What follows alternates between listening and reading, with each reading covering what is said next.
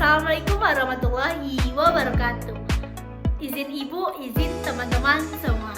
Saya Salwa Suci Ananda dengan NIM 24004041 dari jurusan Teknologi Pendidikan. Di sini izinkan saya mempresentasikan tugas ujian tengah semester Bahasa Indonesia. Nah, pada presentasi kali ini saya mengambil tugas ke-1 pertemuan kedua. Langsung saja kita masuk ke pembahasannya. Nah, yaitu salah satu karakteristik bahasa adalah sistematis. Sistematis maksudnya bahasa itu memiliki aturan atau pola. Karena bahasa itu memiliki aturan, selayaknya bahasa itu tidak beragam. Namun kenyataannya bahasa itu beragam. Nah, menurut saya faktor penyebabnya ialah yang pertama itu faktor geografis. Nah, contohnya saja, bahasa Indonesia memiliki beragam dialek daerah seperti dialek Betawi, Jawa, dan Minang. Nah, yang kedua itu faktor sosial dan budaya.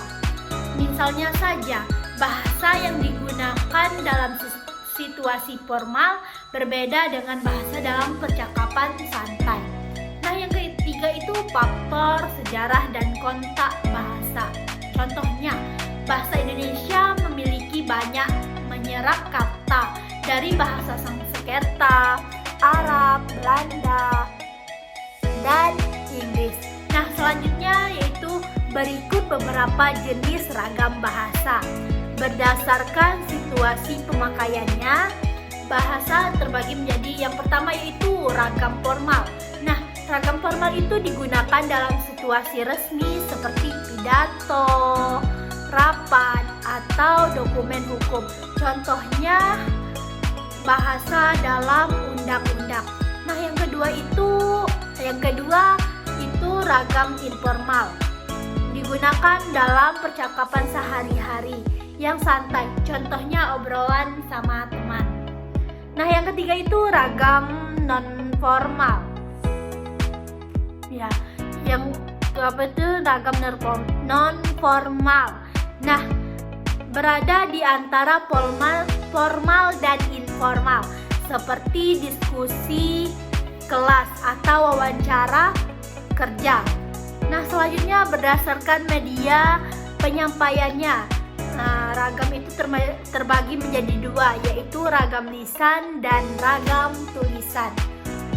Selanjutnya yaitu bahasa Indonesia berkembang dari bahasa Melayu yang dinobatkan sebagai bahasa persatuan pada Sumpah Pemuda pada tanggal 28 Oktober 1928.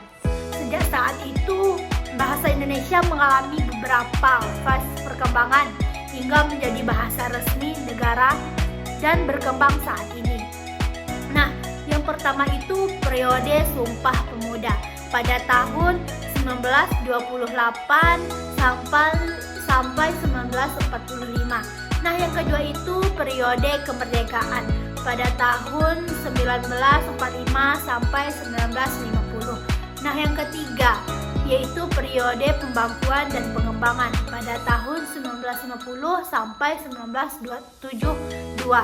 Nah, yang keempat itu periode modernisasi pada tahun 1972 sampai 1998. Nah, yang terakhir atau yang kelima, periode globalisasi dan digitalisasi pada tahun 1998 sampai sekarang. Baik, hanya itu yang dapat saya sampaikan. Saya tutup dengan Wassalamualaikum warahmatullahi wabarakatuh.